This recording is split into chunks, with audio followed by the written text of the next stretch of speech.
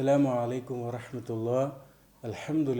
അൽഹംദുലില്ലാഹി വകഫാ വസ്സലാമുൻ അലാ ഇബാദിഹിൽ ലദീന ഇസ്തഫാ അമ്മാ ബഅദ്.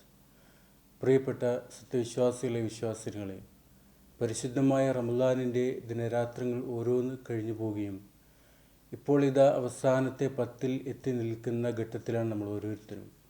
നമ്മൾ അള്ളാഹുവിൻ്റെ പ്രീതി ആഗ്രഹിച്ചുകൊണ്ട് ചെയ്തതായ ഒരുപാട് സൽക്കർമ്മങ്ങളുണ്ട്. ഒരുപാട് നിസ്കാരങ്ങളും എഴുത്തിക്കാഫുകളും അതേപോലെ തന്നെ വിശുദ്ധ ഖുർആനിൻ്റെ പാരായണങ്ങളും, ഇങ്ങനെയുള്ള നമ്മൾ ചെയ്തതാകുന്ന ഒരുപാട് സൽക്കർമ്മങ്ങൾ ഈ റമളാൻ കഴിഞ്ഞു പോകുമ്പോഴും അത് ഒരിക്കലും നിർത്താതെ തുടരെയായി കൊണ്ടുപോകുക എന്നുള്ളത് അത് ഏറ്റവും വലിയൊരു കരുത്തിൻ്റെ ഭാഗമാണ്. നബി സല്ലല്ലാഹു അലൈഹി വസല്ലമ നല്ല ആളുകളെക്കുറിച്ച് പറയുന്നിടത്ത് അള്ളാഹുവിൻ്റെ ചില ആളുകളെക്കുറിച്ച് പറയുന്നതായി കാണാൻ പറ്റും. റസൂൽ പറയുന്നുണ്ട്, ഇന്ന ലില്ലാഹി, അള്ളാഹുവിനുണ്ട് ചില കുടുംബക്കാർ, ചില പ്രത്യേകമായ ആളുകൾ. നബി സല്ലല്ലാഹു അലൈഹി വസല്ലം ഇത് പറഞ്ഞപ്പോൾ സ്വഹാബത്ത് ചോദിക്കുന്നുണ്ട്, മൻഹും യാ റസൂൽ അല്ലാഹ്, അള്ളാഹുവിൻ്റെ റസൂലെ അവർ ആരാണ്?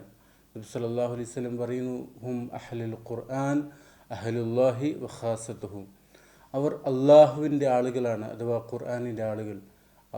അവർ അള്ളാഹുവിൻ്റെ പ്രത്യേകക്കാരാണ് എന്നും നബി സല്ലല്ലാഹു അലൈഹി വസല്ലം പറയുന്നു. ഞാൻ പറഞ്ഞു വന്നത്, നമ്മുടെ ജീവിതത്തിൽ റമളാനിൽ ചെയ്തതാകുന്ന ഖുർആനിൻ്റെ പാരായണങ്ങളും പഠനങ്ങളും അതിനെക്കുറിച്ചുള്ള ആലോചനകളും ഒരിക്കലും റമളാൻ കഴിയുമ്പോഴും നമ്മൾ നിർത്താൻ പാടില്ല. അതിനെപ്പോഴും സ്നേഹിക്കുന്ന നല്ല വിശ്വാസികളായി നമ്മൾ മാറണം എന്ന് തന്നെയാണ് ഇസ്ലാം പഠിപ്പിക്കുന്നത്. പ്രത്യേകിച്ചും സൂറത്തുൽ ബഖറയും സൂറത്ത് ആലി ഇമ്രാനും നബി സല്ലല്ലാഹു അലൈഹി വസല്ലം പറഞ്ഞതായ ഒരുപാട് ചില സൂറത്തുകളുണ്ട്. റസൂൽ പറഞ്ഞു, ഇഖ്റഉ വസ്സഹ്റാവീൻ, നിങ്ങൾ സഹ്റാവിൻ പാരായണം ചെയ്യണേ.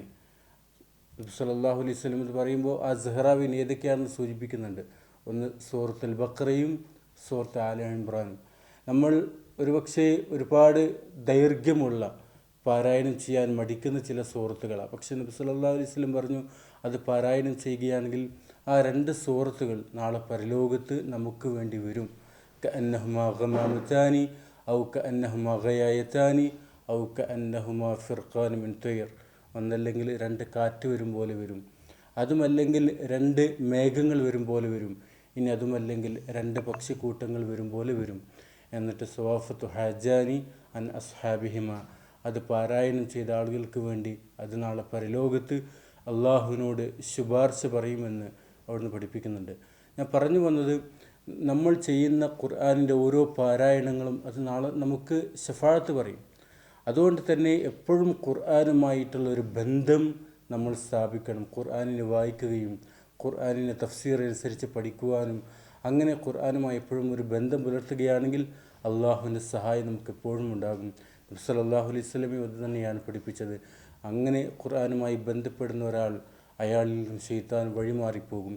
ഏതായാലും അങ്ങനെയുള്ള ആളുകളുടെ കൂട്ടത്തിൽ അള്ളാഹു നമ്മെ എല്ലാവരെയും ഉൾപ്പെടുത്തി അനുഗ്രഹിക്കുമാറാകട്ടെ.